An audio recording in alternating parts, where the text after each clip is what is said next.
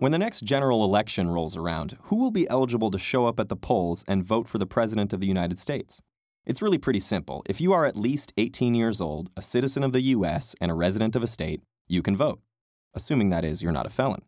Seems about right. After all, the United States prides itself on being a democracy, or a government in which the ultimate authority lies with the citizens of the nation.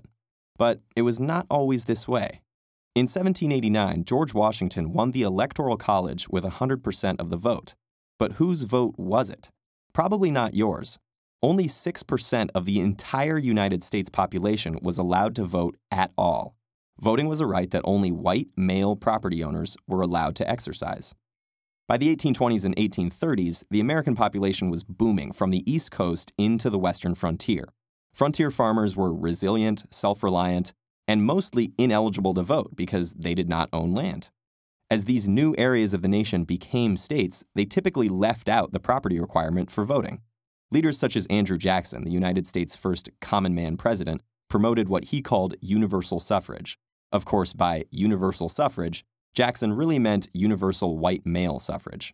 All he emphasized was getting rid of the property requirement for voting, not expanding the vote beyond white men.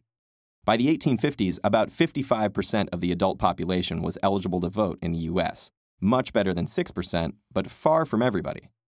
Then, in 1861, the American Civil War began largely over the issue of slavery and states' rights in the United States. When it was all over, the U.S. ratified the 15th Amendment, which promised that a person's right to vote could not be denied based on race, color, or previous condition as a slave. This meant that black men, newly affirmed as citizens of the U.S., would now be allowed to vote. Of course, laws are far from reality. Despite the promise of the 15th Amendment, intimidation kept African Americans from exercising their voting rights.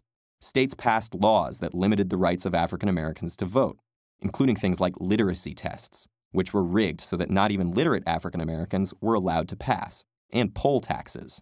So, despite the 15th Amendment, by 1892, only about 6% of black men in Mississippi were registered to vote. By 1960, it was only 1%. And of course, women were still totally out of the national voting picture.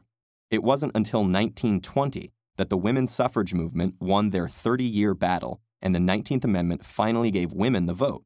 Well, white women. The restrictions on African Americans, including African American women, remained. After World War II, many Americans began to question the state of U.S. democracy. How could a nation that fought for freedom and human rights abroad come home and deny suffrage based on race? The modern civil rights movement began in the 1940s with those questions in mind. After years of sacrifice, bloodshed, and pain, the United States passed the Voting Rights Act of 1965, finally eliminating restrictions such as literacy tests and protecting the voting rights promised under the 15th Amendment to the Constitution. Now, any citizen over the age of 21 could vote. All seemed well, until the United States went to war.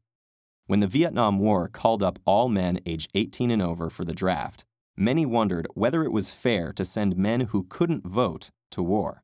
In 1971, the 26th Amendment to the Constitution made all citizens 18 and older eligible to vote, the last major expansion of voting rights in the United States. Today, the pool of eligible voters in the U.S. is far broader and more inclusive than ever before in U.S. history. But, of course, it's not perfect. There are still active efforts to suppress some groups from voting, and only about 60% of those who can vote do. Now that you know all the hard work that went into securing the right to vote, what do you think? Do enough citizens have the right to vote now? And among those who can vote, why don't more of them do it?